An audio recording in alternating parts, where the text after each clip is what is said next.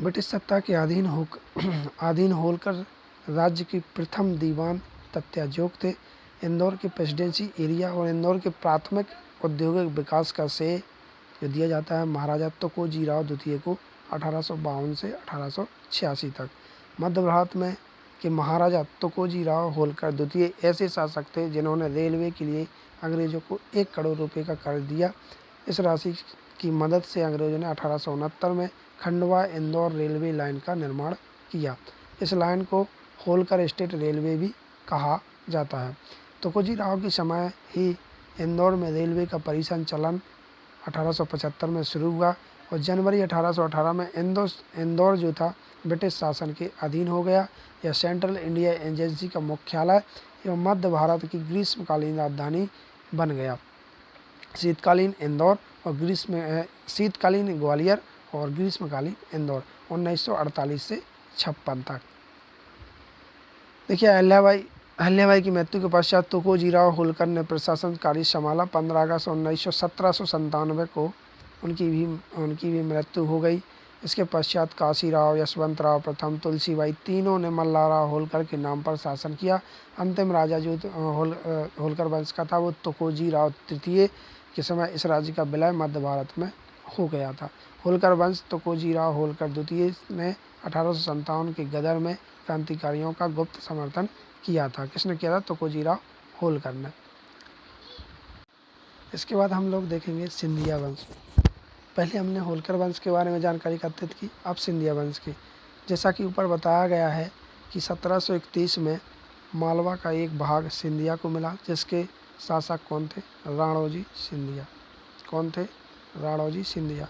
ग्वालियर में सिंधिया वंश के संस्थापक माना जाता है राणोजी सिंधिया को। वस्तुतः 1726 में पेशवा ने राणोजी सिंधिया को मालवा का प्रभारी बनाया था। 1731 में मध्य प्रदेश के मराठा क्षेत्र विभाजन में राणोजी को ग्वालियर का शासक बनाया गया। ये कब बनाया गया था? 1731 में। 1729 में अमझरा के युद्ध में राणोजी ने वीरता का प्रदर्शन किया।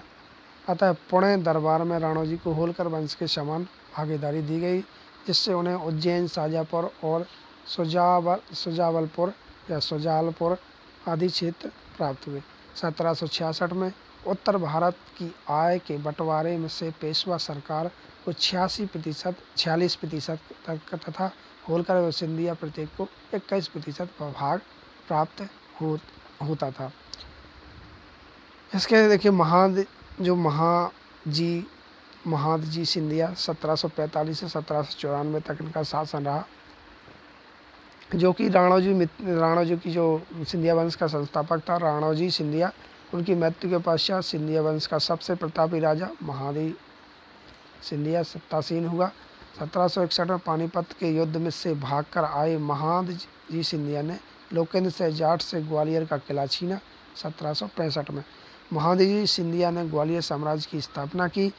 उन्होंने दिल्ली के मुगल सम्राट पद पर शाह आलम को बैठाया और उस पर अपना नियंत्रण रखा। शाह आलम ने महादजी को अपना वकील या प्रधानमंत्री बनाया था।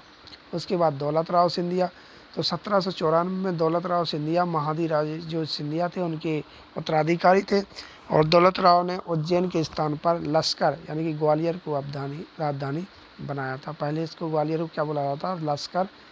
और 1810 में उन्होंने राजधानी बनाया था। पहले उज्जैन थी सिंधिया वंश की राजधानी, उसके बाद 1810 में ग्वालियर बनी थी। दौलत राव सिंधिया ने द्वितीय अंग्रेज मराठा युद्ध में हार कर 1803 में कौन सी संधि की? बसाई की संधि।